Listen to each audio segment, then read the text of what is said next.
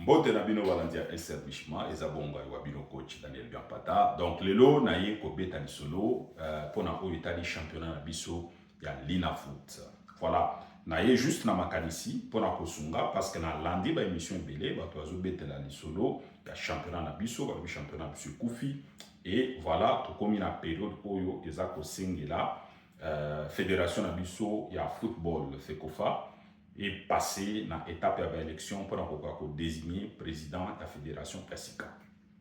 Donc, na yango nga na ye ko pesa moi makanisi na ngai na ndenge nini tokoki organiser championnat na biso pe ndenge nini fédération na biso ekoki ko jouer rôle pour la promotion du football na biso.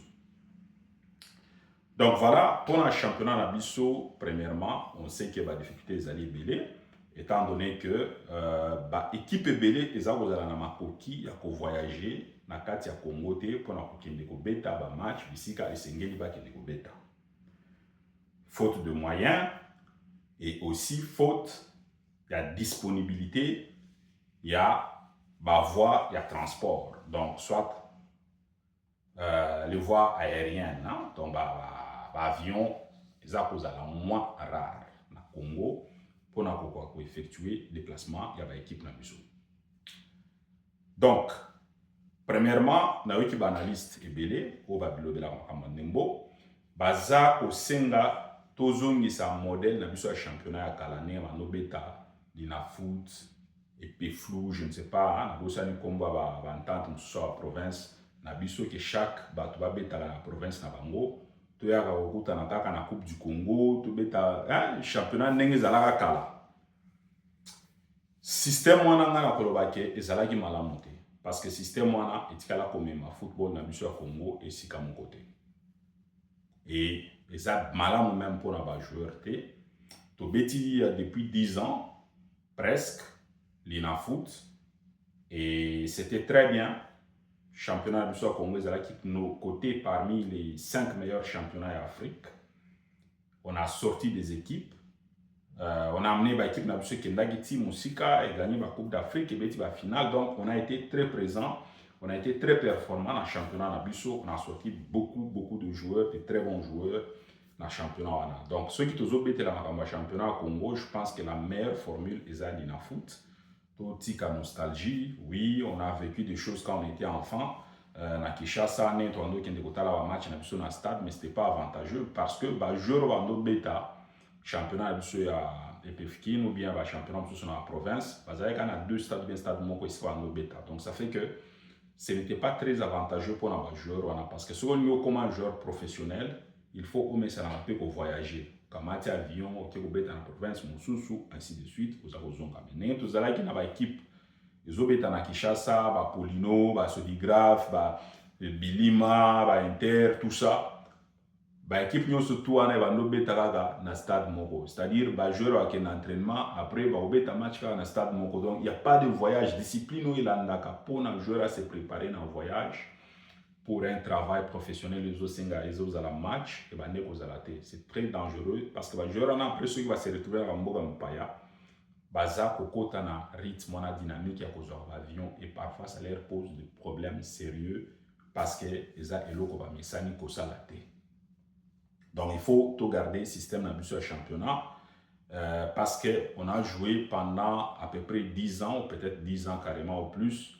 Même système et championnat direct Lina Foot. Il y a eu des difficultés, mais nous devons travailler pour que tout surmonter les difficultés. C'est pourquoi Ngai n'a pas sa proposition que ceux qui tolingi tout ça la championnat na biso, il faut tout ça la championnat moko oyo ezala na ba équipe oyo ekitakate na niveau ya Lina Foot. Et maintenant ba championnat d'élite oyo kozala na sia Lina Foot, ne to kozala na championnat d'élite première, deuxième, troisième division. Là-bas, il n'y a pas de problème. On peut faire ça. Et que l'équipe est champion dans chaque entente de la province. À la Coupe du Congo. Et peut-être dans la Coupe du Congo, on a l'équipe à Lina Foot. Et là, ceux qui ont mis champion, il peut avoir une place pour la Coupe d'Afrique des clubs. Donc, mais les 3 premières places, où il y a Coupe d'Afrique vous allez réserver na ba équipe vous allez kobeta na Linafoot. Et pour moi pour ba équipe oyo toki kopona na Linafoot il faut zala ba équipe oyo eza na ba supporters et que eza na pe na ba moyens tel que sur bazo beta ba match on est aux rentable parce que ba toke na kota na ba stade pour na kota ba équipe donc c'est-à-dire ba équipe peut faire comprendre que ba supporters so bazana ba équipe oyo balanda ba équipe wana eza source ya revenu ya ba équipe wana il faut ba luka ba cha politique ya gestion oyo ko sala ke ba équipe ezala rentabiliser un peu à travers ba supporters na bango parce que lokwa nesale makate ba équipe na biso ya Congo exagéré kaka ndenge to ando beta kala temps to abana mketo beta na association et pourtant il faut avoir une structure professionnelle parce que équipe lokola Vitato Imana et ça l'équipe on peut compter facilement 10 millions de supporters en Katia ya Congo sans compter kutu ou en diaspora. Maintenant il faut ba équipe wana eduka ichaba moyen oyo ekoti ko sala mbongo à travers ba supporters na bango na ba fans na bango. Parce que bassin oyo Vitana Imana bazana ngo na renaissance ya popularité, la population, ya ba adeptes à l'équipe wana, fanatique. Ils allaient tellement makasi tel que on n'a pas forcément besoin que le président Moroya Mbongo a sous une équipe. Et là, il faut tout mais un peu pour travailler tout le la mentalité il y a offéré. Donc il faut que les supporters à cause de la on a été pour na yemba parfois critiquer il faut supporter à chaque mbongo na kati équipe. Ne boye ba équipe nyonso ou ya menene to mona na monde tongama mingi à partir à supporter. Supporter à ko tonga pe stade équipe.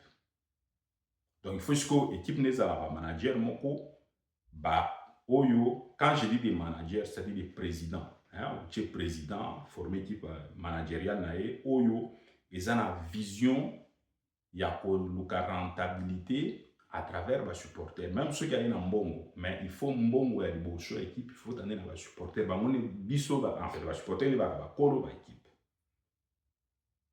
alors il faut créer ba mécanisme équipe qui vivre en bas pour publicité à Masangate hein que non société moko brassicole et che pesama ba prima mike non vous créer ba boutique vous créer ba biloko oyo et ko sala que ba produit na bino été comme mbongo et ko ta na équipe ba jouer pe ba futama ça c'est très important faut ba équipe créer ba marque na bango c'est pourquoi ngana zako ko proposer que pour Linafoot beta il faut beta na ba équipe oyo on choisit carrément 14 à 16 équipes.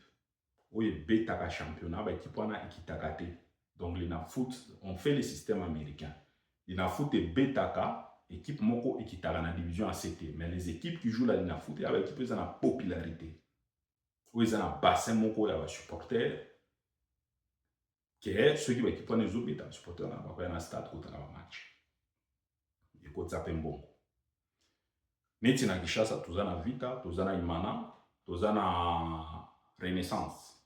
Bilima Ikita parce que ngata wana ndo beta bale début vingtaine là, Bilima tondolo ba ezeki pa ba supporter à mikolo mais lelo ajonga na komi nango, ba vena biso ebele ba bongia, bazali sous na motilité et puis bon voilà, Bilima ekomi quasiment équipe oyo kendo kufa. Et il faut faire très attention parce qu'il m'en a peu que disparaître parce que ça fait trop longtemps tout le monde a la Coupe d'Afrique même la Linafoot ils ont mis une difficulté donc c'est pourquoi il faut tout créer championnat oyo et couper sa vie dans l'équipe donc championnat qui t'a raté parce que l'équipe on a déjà un supporter dans bango et belé donc Vita Imana Renaissance Mazembe Lupopo Lubumbashi Sport Sanga Balende Saint-Luc Makisu, Malekesa, équipe donc Silou, il y a des équipes Oyo, dans la province, na biso, ils ont la popularité, ils ont la population, ils ont le bassin moko boya bato.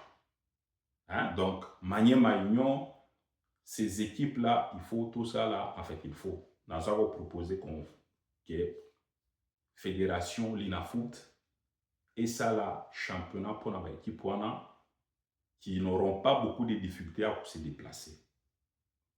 Parce que ça, l'équipe va supporter rebelle. pour que tu maintenir le système de championnat direct de la foot. C'est une meilleure formule. Tu as déjà coté 4e ou 5e, 6e en Afrique. Le football en Afrique s'est développé. Donc, il faut surtout maintenir cap na et en créant cela, et que ça là que championnat na biso et que bien et puis le championnat où il assez au niveau provincial, il y a un de la pourvoyeur, il y a des joueurs au bakoya ko autant avec qui peut jouer dans foot. Ça c'est mon idée.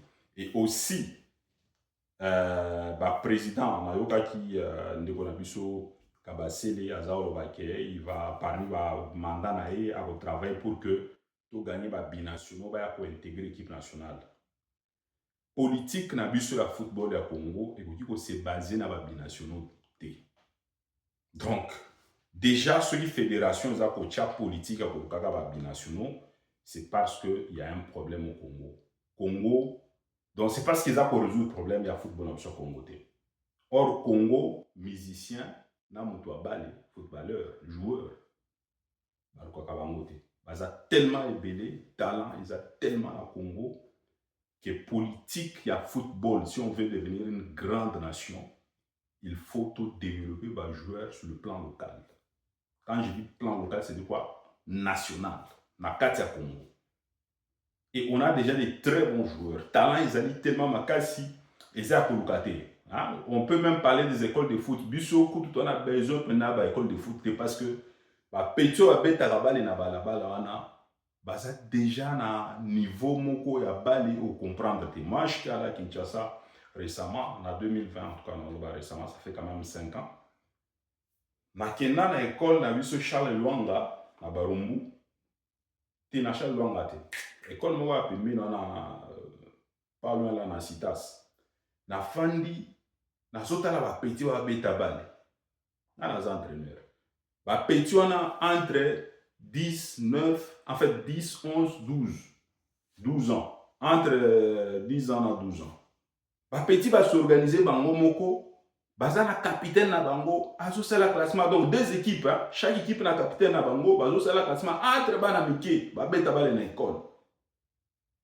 Oh. Na fane mais. Biloko biso na ba kotoyo. Biso va entraîner to organiser bana mike mais awa na kuti bana mike bango moko bazo s'organiser pe ba beti match dernier de match au fano moni pe ba talent ils a place wana et bana ba école na école ta c'est-à-dire que ezo senga moins encadrement au memi wa matériel moi ba ballon donc bassin na Congo ezaya ko sakanate. Ce qui fédération kaka et moins structure. C'est-à-dire fédération faut eluka ekoti sambongo pe na ba club. Il faut epé sambongo na ba club. Pour fédération epé sambongo na ba club, il faut fédération organiser championnat moko kitoko. Et championnat na, il faut la soutenir. Fédération qui kozwa propriété à la match. C'est-à-dire ba match nyonso ali na foot, ba match nyonso équipe nationale, ba match nyonso ezo beta na CAF. Fédération na biso, il faut à l'occasion propriété à ba match ona. Ben peut-être na niveau ba CAF que ça moins partager na CAF, mais fédération pas na moins par na. Fédération faut surtout en tête ya championnat na biso, il y a l'INAFoot. Propriété à ba match ona, c'est-à-dire que au niveau audiovisuel, il y a image. Il y a un match. Fédération Abisso Congo, en tout cas, le futur président Akoya, il faut a créé une chaîne de télévision et la fédération. Et équiper cette chaîne-là de matériel professionnel pour filmer un match de façon professionnelle. Parce que le stade de Martin, c'est un très beau stade. Mais je n'aime pas un stade bien. Même le stade de Lubumbashi, on appelle ça stade Mokito. Naba Goma Kuna, un stade bien zali. Il y a eu des stades quand même. Tanganyika stade bien pesani. Donc il faut que la fédération à Congo a somba ba matériel approprier et qu'il fasse de nos jeunes au Bazana Congo à former bango pour présenter ba match na biso de façon professionnelle. Et ba droit d'image on faisait à la fédération. Tout le monde a pas ceux qui ba match zo beta ma ba annoncer le BL ba au ça va mbongo na la télévision qui n'ont rien à voir avec le football.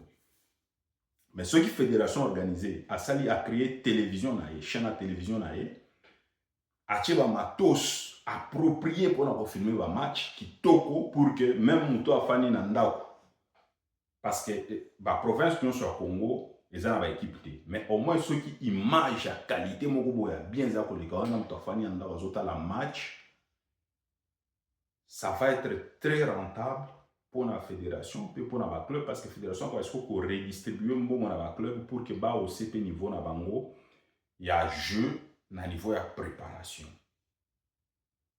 Donc, c'est un peu ce que les futurs présidents de la fédération a donc le cas pour équiper la fédération d'une chaîne de télé où ils vont diffuser des matchs parce que ceux qui te compté la chaîne nationale na biso ba équipement dans la chaîne nationale et qui peut sa qualité en tout cas moi écoute ko le les arts les amboka na biso mais total à la image ceux qui le pas résoudre talibanda on est plus à l'aise total à la image à bien mais ceux qui beta chez biso et ça n'a pas si c'est très difficile même si on a rediffusion de l'image on a pas ça image et ça n'a vraiment difficile donc ça c'est le côté que la fédération ce qu'a vu leader mon visionnaire à qui pour activer Babilo pour que rentabilité on a na propriété à la match ben fédération Zwango pourvu que l'annonceur baya et puis bon la fédération pour redistribuer le pourcentage dans la club.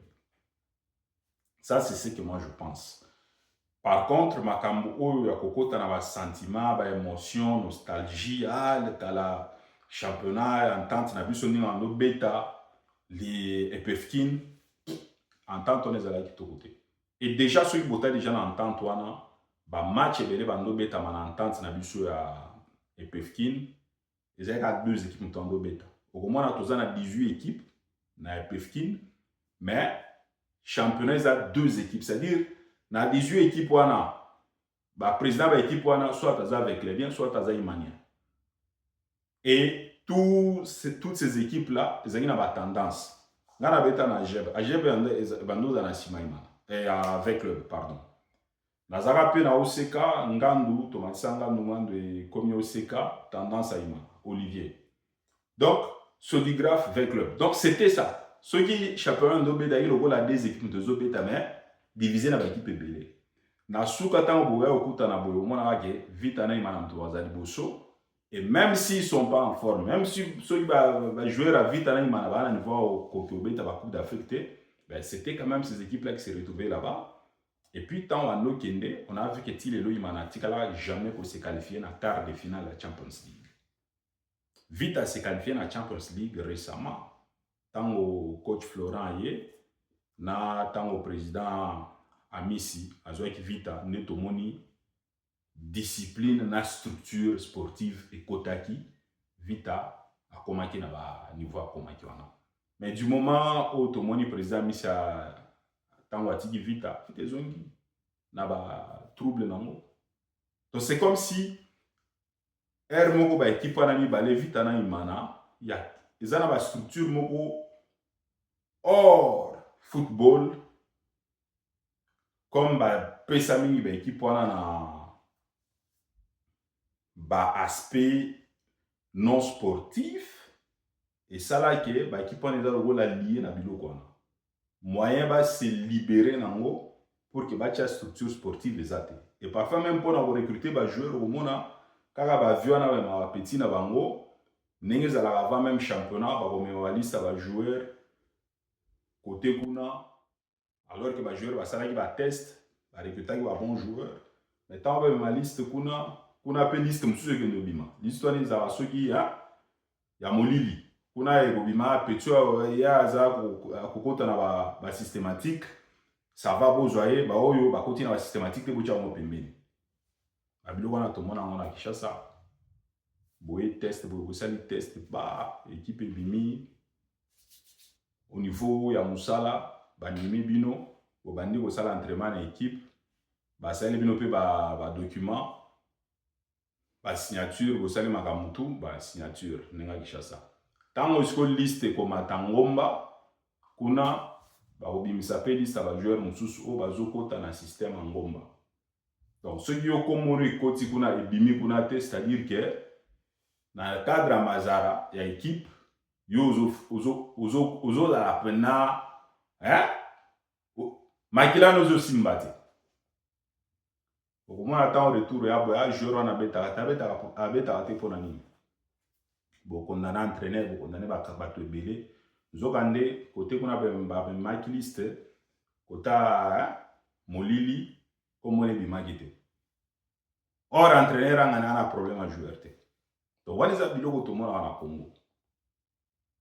Donc et c'est plus na ba équipe ya minene et puis même na ba équipe mosusu ya mike oyo ekota masolo wana oyo edépendaka pe na masolo wana, c'est ce qui se passe. Donc il faut vraiment tout ça l'effort et puis il faut système ya dina foot etikala parce que ndenge na lobi ke ba équipe oyo betaka epefkin ezwaka soit imanien soit veclébien même ba président pe bakabwana ngana mona toki na jep to betaka match contre Vita joueur azolo lobi ya veya tout le monde na ba comité ba lobi ya veya donc déjà beaucoup là vous comprenez donc ces situations là ezalaki pena malamu mingi te. Donc voilà eloko na nga opartage na makambo oyo etali championnat na biso et puis na bato baza kose positionner pour que bazala président ya fédération makanisi na nga yango wana. Donc je voulais dire ça et que nazalaki un peu ticket esalaki nga mwa mpasi ntango nangaki monsieur Kabasele qui veut devenir président de la fédération comme candidat, Azoloba qui va travailler pour nous ramener binationaux dans l'équipe nationale. Ça, vraiment, c'est une erreur grave. Pour ceux qui fédération ont travaillé pour nous ramener binationaux, c'est-à-dire que le football congolais, il vous a abandonné. Or, nous voulons que le football Nabiso, équipe nationale, est la plus représentée dans les joueurs. Donc, le modèle qui se base sur le modèle de football égyptien. Donc, c'est-à-dire que la fédération doit travailler pour développer des talents au niveau national. Et ce n'est pas les talents qui manquent. Musiciens, joueurs, Congo, joueurs de football, ils ont tellement de talents, vous ne pouvez pas imaginer. Donc, il faut juste consolider la structure na biso, ba équipe et la conscience etika pour gérer football na niveau ba équipe ndenge to banda obeta lokola na association. Il faut ba équipe eluka et moderniser ma solo. Ba équipe ekoma na ba site internet, ba tiaka makambo na bango, baza na ba site YouTube, ba télé moi ba chaîne YouTube, ba tiaka makambo na bango qui se fasse connaître. C'est très important. Donc voilà, on a ça l'émission Milaï Mingité, na moins de 23 minutes. Donc, ce qui s'est fait l'émission, vous partagez en gros, et puis, tout sur le sous-sous, na makambo oyo Italie football. Donc, c'est là qui va bien coach Daniel Biampata. Voilà, tout ça kaka, tout ça au pesa mamboko na mboka na biso, et que voilà, on espère que tout ira bien. Et puis, j'apprécie beaucoup. Namoni l'Inafoot Playoff et Zabobetama. Malheureusement, l'incident de Kanaki, na match à Vita. Donc, ça, c'est des choses qui ne se produisent qu'au Congo. Il faut professionnaliser le football pour que l'incident Bongo et Zongue la rate, même s'il y a une injustice d'arbitrage. Donc, c'est d'ailleurs ça où on a la fédération. Il faut échanger moyen pour que ça la chaîne. Parce que ce qui fédération est moyen et même fédération a plus la capacité à contracter même prêt pour que tous allons en VAR na Congo. Parce que le VAR aujourd'hui est accepté. On ne peut pas être à la traîne. Il faut tous allons à jour. Au moins, il faut tous allons en VAR dans le football na Congo. Ba match ceux qui sont comme à niveau de playoff, il faut tous allons en VAR. VAR les animés, les caméras, les ordinateurs, ces choses là, combien ça coûte vraiment? C'est ça cher, hein? Ils ont un million de donc ils ont la technologie ya CCC. On peut aller acheter ça n'importe où, même, je sais pas. Donc, voilà, en tout cas, courage mingi na ba dirigeant na biso, boza l'alerte, ceux qui ont besoin de conseil, bon, biso to ki ko pesa pe ndambo to yebi, on est ouvert, hein? Donc, c'est ça, ezakaka, ko sangisa makanisi, ceux qui to che muto amemi likanisi na ye, to ki ko bima, na moi eloko ko sunga football na biso. Donc, voilà, c'est un peu ça. On est ouvert pour partager makanisi na biso. Merci mingi, Bo Panza, et puis Tokutani Mbalasima, coach Nabiso Daniel Biampata, coach Nabiso Daniel Biampata, voilà, merci.